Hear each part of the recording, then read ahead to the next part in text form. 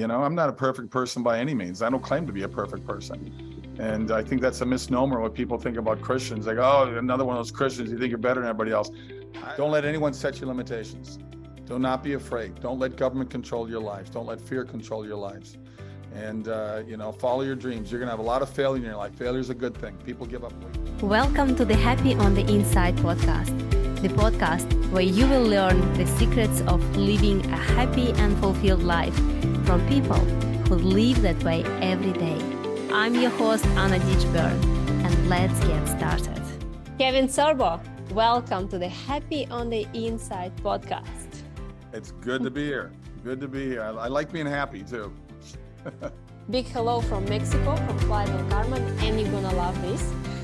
We are living on a golf course, on the golf course. That's my heaven right there. Kevin, as a young girl, as an 8 years old girl back in Russia, in Sakhalin, I watched all the 6 seasons of your movie, Hercules.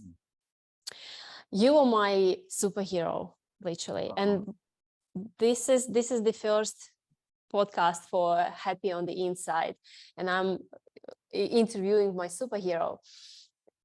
My question for you, who was your superhero when you were growing up? Well, that's a good question. I mean, I would say in the personal life, it was my father. My dad was a great guy. He was my golf buddy. Speaking of golf, he was also the best man at my wedding. He passed 10 years ago. I miss him every day. He was just he's he was a junior high school teacher. He taught 7th and 8th grade math and biology. And he wore a suit and tie every single day to work. And I thought, well, what a class act to do that, because it shows I'm the teacher, I'm the adult, I'm in control of my room. If you look at teachers today in the public schools have just fallen apart completely. Our public schools in America, and probably bad around the world, but in America, they absolutely are horrible. And teachers try to fit in to be friends of their students and try to be cool and hip. And you see what they're doing with the indoctrination, because we barely had 30 years of this craziness now of pushing socialism like it's good, or communism as something good, when it's horrible. In the last century, it killed over 100 million people. But you got now the indoctrination of public school kids. One of the blessings of COVID is that 2 million more homes now are homeschooling. Thank God, because people starting to wake up and looked at their public schools, said we're not going to do that anymore. That we're not going to, give our tax dollars to the public schools. But I think so. My dad really was the hero for me in so many different ways. In the actors world, for me, it was Paul Newman. Paul Newman was the guy that I wanted to be. Paul Newman I watched all of his movies. I remember seeing old black and white movies as a kid growing up, watching the reruns of these things. And I was just mesmerized by his talent. And so that for me was my hero in the world of Hollywood. And unfortunately, I think there's not many heroes left in the world, because the world's gone insane, and the cancel culture and the wokeness and the political correctness, where there's nothing correct about that, has really made things just more angry and divisive and split, and people are just filled with hate right now. What's going on in the world right now is just sad to me. And looking at every government at every level, America leading the way in that. Fear is their weapon. They love using fear to control our lives. And too many people are sheep, and too many people let fear rule their lives instead of fighting back and being a lion. I'm here to wake up the lions. I'm tired of people being afraid. And I hope people are starting to wake up. And I see signs of that. I see people finally at this point now saying enough with this stupid cancel culture woke world. So God bless those guys that do that. But we got a battle on our hands, and you got to get ready to fight it, because we're going to lose the cultural war if we don't keep fighting. Well, you're absolutely right. Social media and TV and movies are the main influencers for especially our new generation right now. Yeah. I was blessed growing up on Hercules. I got to throw in here. I don't know if they'd make a show like that again today. They may remake Hercules, but they probably make him a transgender or something. But I had nothing to do really with the writing. I mean, I talk to the writers all the time and would ask questions and say, hey, can we say this? Can we do that? But for the most part, the synopsis of the stories, they wrote a lot of moral episodes in there, because I got letters from all around the world and kids saying, you know what? I love what your show shows me. I don't have to fight to get through life. I don't have to do this. And I had really nothing to do with that. That was the writers. And I don't know if the writers would write that way today. And so I got to give hats off to the writers, even though it's mythological. There's a lot of biblical values in Hercules as well. Mm-hmm. That's why we need more people like you.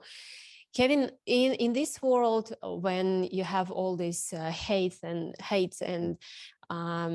war happening, all this negativity, how do you stay positive? How do you stay happy on the inside? Well, I think it's family, my wife and I just celebrated 25 years together, and Hollywood, a 10-year anniversary is like a golden anniversary. So, and I got great kids. We got 3 amazing kids. They're now 21, 18, almost 19 and 17, boy, girl.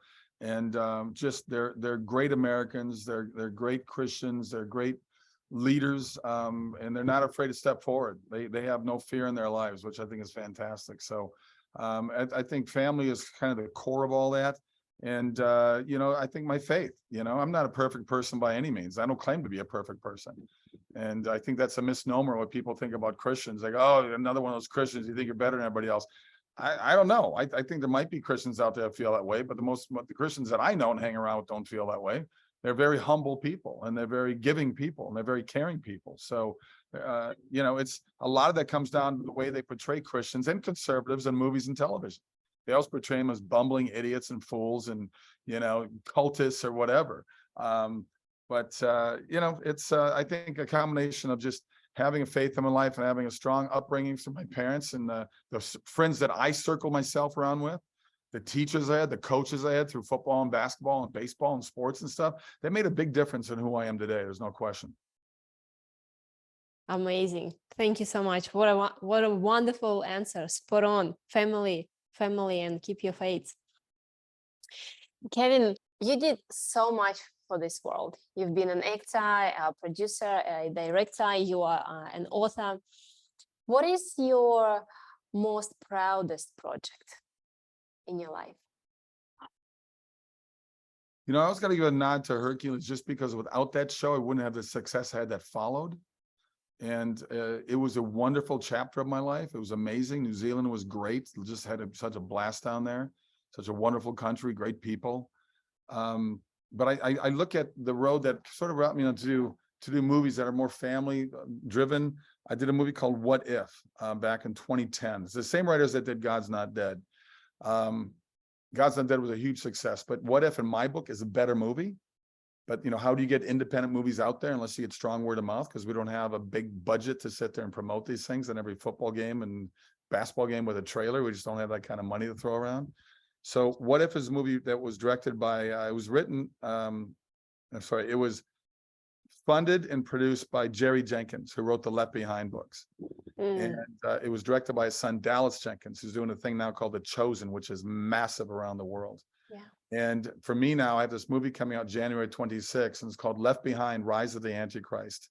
And I directed it, I acted in it. We got an amazing cast with Neil McDonough, Bailey Chase, Corbin Burnson, Greg Perot, Sarah Fisher. My wife's in it. My son Braden's in it as well.